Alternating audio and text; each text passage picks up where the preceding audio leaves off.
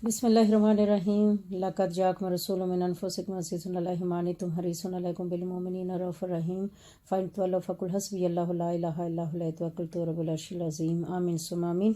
सूरह आल इमरान की आयत नंबर 65 से इसका तर्जुमा और तफसीर शुरू है।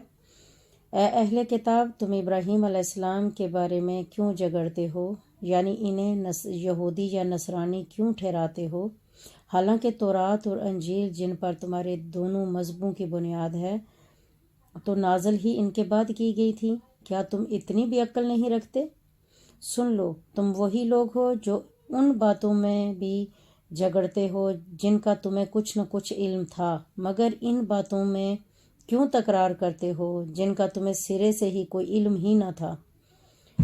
और अल्लाह जानता है और तुम नहीं जानते। इब्राहीम अलैहिस्सलाम ना यहूदी थे और ना नसरानी। वो हर बातिल से जुदा रहने वाले सच्चे मुसलमान थे और वो मुशरिकों में से भी ना थे। बेशक सब लोगों से बढ़कर इब्राहीम अलैहिस्सलाम के करीब और हकदार तो वही लोग हैं जिन्होंने इनके दीन की पैरवी की, और वो यही नबी सल्लल्लाहु अलैहि वसल्लम और इन पर ईमान लाने वाले हैं, और अल्लाह ईमान वालों का मददगार है। ऐ मुसलमानों, अहले किताब में से एक ग्रोह तो शायद ख्वाहिश रखता है कि काश वो तुम्हें गुमराह कर सकें, मगर वो फ़कत अपने आप ही को गुमराही में मुब्तला किए हुए हैं और इन्हें इस बात का शऊर तक नहीं। ऐ अहले किताब, तुम अल्लाह की आयतों का इनकार क्यों कर रहे हो, हालांकि तुम खुद गवाह हो, यानी तुम अपनी किताबों में सब कुछ पढ़ चुके हो। अहले किताब, तुम हक को बातिल के साथ क्यों खल्त मल्त करते हो और हक को क्यों छुपाते हो, हालांकि तुम जानते हो। और अहले किताब का एक ग्रोह लोगों से कहता है कि तुम इस किताब कुरान पर जो मुसलमानों पर नाजिल की गई है, दिन चढ़े यानी सुबह ईमान लाया करो और शाम को इनकार कर दिया करो, ताकि तुम्हें देखकर वो भी बरगश्ता हो जाए और किसी की बात ना मानो सिवाय इस शख्स की जो तुम्हारे ही दीन का पैरोकार हो। बेशक हदायत तो फ़कत हदायत इलाही है, और अपने लोगों से मज़ीद कहते हैं कि ये भी हरगिज़ ना मानना कि जैसी किताब या दीन तुम्हें दिया गया है इस जैसा किसी और को भी दिया जाएगा, या ये कि कोई तुम्हारे रब के पास तुम्हारे खिलाफ हुज्जत ला सकेगा। फरमा दें, बेशक फजल तो अल्लाह ही के हाथ में है, जिसे चाहता है अता फरमाता है, और अल्लाह वुसअत वाला बड़े इल्म वाला है। वो जिसे चाहता है अपनी रहमत के साथ ख़ास फरमा लेता है, और अल्लाह बड़े फजल वाला है। और अहले किताब में ऐसे भी हैं कि अगर आप इसके पास माल का ढेर अमानत रख दें तो वो आपको लौटा देगा, और इन्हीं में ऐसे भी हैं कि अगर इसके पास एक दिनार अमानत रख दें तो आपको वो भी नहीं लौटाएगा, सिवाय इसके कि आप इसके सर पर खड़े रहें। ये इसलिए कि वो कहते हैं कि अनपढ़ों के मामलात में हम पर कोई मुआवजा नहीं, और अल्लाह पर झूठ बांधते हैं और इन्हें खुद भी मालूम नहीं।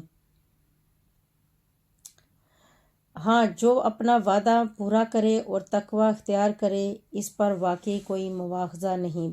सो बेशक अल्लाह परहेजगारों से मोहब्बत फरमाता है। बेशक जो लोग अल्लाह के अहद और अपनी कसमों का थोड़ी सी कीमत के इवज़ सौदा कर देते हैं, यही वो लोग हैं जिनके लिए आखिरत में कोई हिस्सा नहीं, और ना क़यामत के दिन अल्लाह इनसे कलाम फरमाएगा और ना ही उनकी तरफ निगाह फरमाएगा, और ना इन्हें पाकीज़गी देगा, और इनके लिए दर्दनाक अज़ाब है। और बेशक इनमें एक ग्रोह ऐसा भी है जो किताब पढ़ते हुए अपनी ज़ुबानों को मरोड़ लेते हैं ताकि तुम इनके उल्ट फेर को भी किताब का हिस्सा समझो, हालांकि वो किताब में से नहीं है, और कहते हैं ये सब अल्लाह की तरफ से है, और वो हरगिज़ अल्लाह की तरफ से नहीं है, और वो अल्लाह पर झूठ करते हैं, और इन्हें खुद भी मालूम है ये किसी बशर को ये हक नहीं कि अल्लाह इसे किताब और हिकमत और नबूवत अता फरमाए, फिर वो लोगों से ये कहने लगे कि तुम अल्लाह को छोड़कर मेरे बंदे बन जाओ, बल्कि वो तो ये कहेगा कि तुम अल्लाह वाले बन जाओ, इस सबब से कि तुम किताब सिखाते हो और इस वजह से कि तुम खुद इसे पढ़ते भी हो। اور وہ پیغمبر تمہیں یہ حکم کبھی نہیں دیتا کہ تم فرشتوں اور پیغمبروں کو رب بنا لو۔ کیا وہ تمہارے مسلمان ہو جانے کے بعد اب تمہیں کفر کا حکم دے گا؟ اور اے محبوب، وہ وقت یاد کریں جب اللہ نے انبیاء سے پختہ عہد لیا کہ جب میں تمہیں کتاب اور حکمت عطا کر دوں، پھر تمہارے پاس سے وہ سب پر عظمت والا رسول تشریف لائے جو ان کتابوں کی تصدیق فرمانے والا ہو جو تمہارے ساتھ ہوں گی، تو ضرور بالضرور ان پر ایمان لاؤ گے اور ضرور بالضرور ان کی مدد کرو گے۔ فرمایا، کیا تم نے اقرار کیا اور اس شرط پر میرا بھاری عہد مضبوطی سے تھام لیا؟ سب نے عرض کیا کہ ہم نے اقرار کر لیا۔ فرمایا کہ تم گواہ ہو جاؤ اور میں بھی تمہارے ساتھ گواہوں میں سے ہوں۔ اب پوری نسل آدم کے لیے فرمایا کہ پھر جس نے اس اقرار کے بعد روگردانی کی تو پس وہی لوگ نافرمان ہوں گے۔ کیا یہ اللہ کے دین کے سوا کوئی اور دین چاہتے ہیں؟ اور جو کوئی بھی آسمانوں اور زمین میں ہے، اس نے خوشی سے یا لاچاری سے بہرحال اسی کی فرما برداری اختیار کی ہے اور سب اسی کی طرف لوٹائے جائیں گے۔ آپ فرمائیں، ہم اللہ پر ایمان لائے ہیں اور جو کچھ ہم پر اتارا گیا ہے اور جو کچھ ابراہیم اور اسماعیل اور اسحاق اور یعقوب اور ان کی اولاد پر اتارا گیا ہے، اور جو کچھ موسیٰ اور عیسیٰ اور جملہ انبیاء علیہ السلام کو ان کے رب کی طرف سے عطا کیا گیا ہے، سب پر ایمان لائے ہیں۔ ہم ان میں سے کسی پر بھی ایمان میں فرق نہیں کرتے اور ہم اسی کے تابع فرمان ہیں۔ آمین ثم آمین۔ اور جو کوئی اسلام کے سوا کسی اور دین کو چاہے گا تو وہ اس سے ہرگز قبول نہیں کیا جائے گا اور وہ آخرت میں نقصان اٹھانے والوں میں سے ہوگا۔ اللہ ان لوگوں کو کیوں کر ہدایت فرمائے گا جو ایمان لانے کے بعد کافر ہو گئے ہیں، حالانکہ وہ اسی امر کی گواہی دے چکے ہیں کہ یہ رسول سچا ہے اور ان کے پاس واضح نشانیاں بھی آ چکی تھیں، اور اللہ ظالم قوم کو ہدایت نہیں فرماتا۔ ایسے لوگوں کی سزا یہ ہے کہ ان پر اللہ کی اور فرشتوں کی اور تمام انسانوں کی لعنت پڑتی رہے۔ وہ اس پھٹکار میں ہمیشہ گرفتار رہیں گے اور ان سے اس عذاب میں کمی نہیں کی جائے گی اور نہ انہیں مہلت دی جائے گی، سوائے ان لوگوں کے جنہوں نے اس کے بعد توبہ کر لی اور اپنی اصلاح کر لی، تو بے شک اللہ بڑا بخشنے والا مہربان ہے۔ بے شک جن لوگوں نے اپنے ایمان کے بعد کفر کیا پھر وہ کفر میں بڑھتے گئے، ان کی توبہ ہرگز قبول نہیں کی جائے گی اور وہی لوگ گمراہ ہیں۔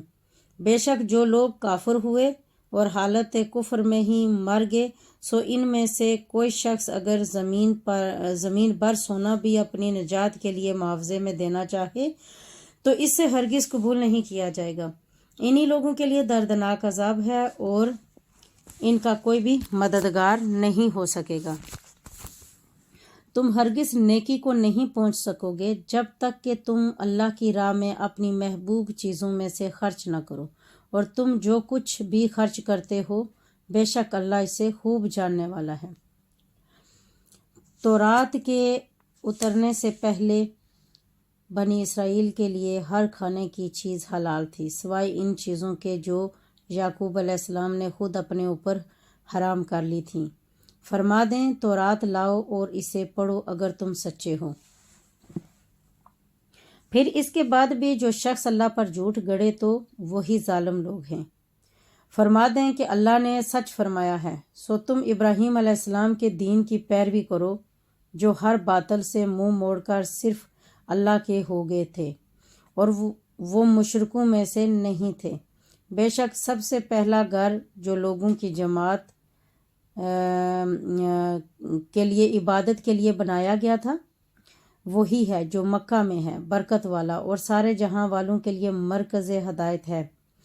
اس میں کھلی نشانیاں ہیں، ان میں سے ایک ابراہیم علیہ السلام کی جائے قیام ہے، اور جو ان میں سے اس میں داخل ہو گیا امان پا گیا، اور اللہ کے لیے لوگوں پر اس گھر کا حج فرض ہے جو بھی اس تک پہنچنے کی استطاعت رکھتا ہے، اور جو اس کے کا منکر ہو تو بے شک اللہ سب جہانوں سے بے نیاز ہے۔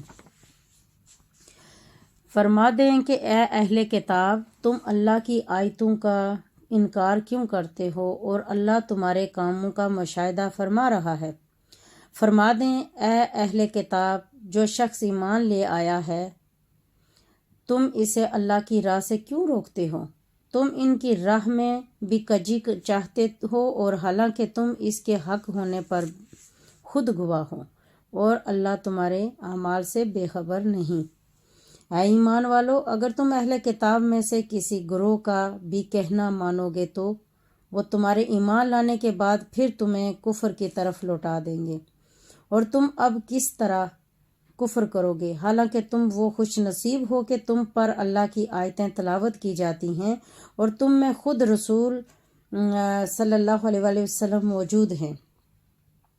اور جو شخص اللہ کے دامن کو مضبوط پکڑ لیتا ہے تو اسے ضرور سیدھی راہ کی طرف ہدایت کی جاتی ہے۔ اے ایمان والو، اللہ سے ڈرا کرو جیسے اس سے ڈرنے کا حق ہے، اور تمہاری موت صرف اسی حال پر آئے کہ تم مسلمان ہو، اور تم سب مل کر اللہ کی رسی کو مضبوطی سے تھام لو اور تفرقہ مت ڈالو، اور اپنے اوپر اللہ کی اس نعمت کو یاد کرو جب تم ایک دوسرے کے دشمن تھے تو اس نے تمہارے دلوں میں الفت پیدا کر دی اور تم اس کی نعمت کے باعث آپس میں بھائی بھائی ہوگے، اور تم دوزخ کی آگ کے گڑھے کے کنارے پر پہنچ چکے تھے، پھر اس نے تمہیں اس گڑھے سے بچا لیا۔ یوں ہی اللہ تمہارے لیے اپنی نشانیاں کھول کر بیان فرماتا ہے تاکہ تم ہدایت پا جاؤ۔ اور تم میں سے ایسے لوگوں کی ایک جماعت ضرور ہونی چاہیے جو لوگوں کو نیکی کی طرف بلائیں اور بھلائی کا حکم دیں اور برائی سے روکیں، اور وہی لوگ بامراد ہیں۔ اور ان لوگوں کی طرح نہ ہو جانا جو فرقوں میں بٹ گئے تھے، اور جب ان کے پاس واضح نشانیاں آ چکیں اس کے بعد بھی اختلاف کرنے لگے، اور انہی لوگوں کے لیے سخت عذاب ہے۔ جس دن کئی چہرے سفید ہوں گے اور کئی چہرے سیاہ ہوں گے، تو جن کے چہرے سیاہ ہو جائیں گے ان سے کہا جائے گا کہ کیا تم نے ایمان لانے کے بعد کفر کیا؟ تو جو کفر تم کرتے رہے تھے سو اس کے عذاب کا مزہ چکھ لو۔ اور جن لوگوں کے چہرے سفید روشن ہوں گے تو وہ اللہ کی رحمت میں ہوں گے اور وہ اس میں ہمیشہ رہیں گے۔ صدق اللہ العظیم۔ یہاں تک رکھتے ہیں۔ اللہ تعالیٰ سے دعا ہے کہ اللہ تعالیٰ ہماری یہ سب کی کوششیں قبول و منظور ہوں۔ یہ جو چھوٹی سی کوششیں میں کر رہی ہوں اللہ تعالیٰ اس میں استقامت نصیب فرمائے۔ یہی میرا مشن ہے کہ جو کچھ بھی مجھ تک پہنچا علم میں اس کو پھیلاؤں، کیونکہ قیامت کے دن مجھ سے پوچھا جائے گا کہ جتنا میں نے تمہیں دیا تھا کیا تم نے دوسروں تک پہنچایا، یا جو تم جانتی تھی تم نے کچھ کوشش کی؟ تو مجھے اپنی فکر کے لیے یہ سب کچھ کر رہی ہوں کہ مجھ سے جب رب پوچھے تو میں کچھ نہ کچھ کہہ سکوں کہ یا باری تعالیٰ کوششیں تو کی تھیں، آگے تجھے وہ منظور ہیں یا نہیں یہ تو نہیں جانتی، لیکن کوششیں کی ہیں یا اللہ۔ اسی طرح آپ لوگوں سے، سننے والوں سے بھی یہی عرض ہے کہ جتنا بھی تھوڑا سا جتنا بھی علم آپ لوگوں کے پاس ہے اس کو دوسروں تک پہنچاؤ، کیونکہ قرب قیامت کے بلکہ قیامت کے اندر سے گزر رہے ہیں ہم، اور نفسا نفسی کا عالم ہے۔ اس نفسا نفسی کے عالم کے اندر ہمیں چھوٹی چھوٹی کوششیں جاری رکھنی چاہیے جس قدر بھی کر سکتے ہیں، اور اللہ تعالیٰ سے دعا ہے کہ اللہ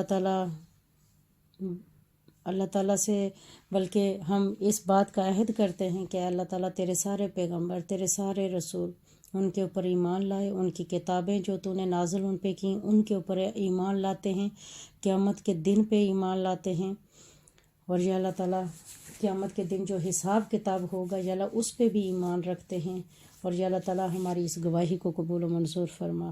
آمین ثم آمین۔ وصلی اللہ تعالیٰ علی خیر خلقہ محمد وعلی عرشہ اجمعین برحمتک یا ارحم الراحمین۔ آمین ثم آمین۔